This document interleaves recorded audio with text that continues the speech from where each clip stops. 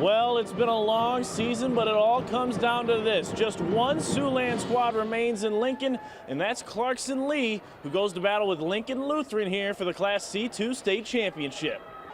The Patriots are trying to win their first state title in school history. We'll pick up in the first set. Clarkson Leigh gets the ball to Tannen Larson, who finds the window and picks up a kill for the Pats.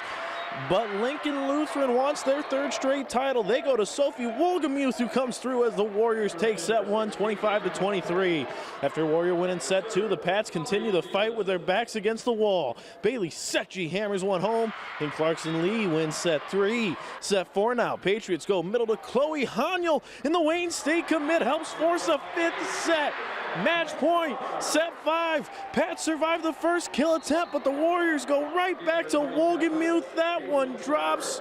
Clarkson Leigh gives the defending champs all they can handle, but Lincoln Lutheran wins 3-2 in an absolute classic. So proud of them.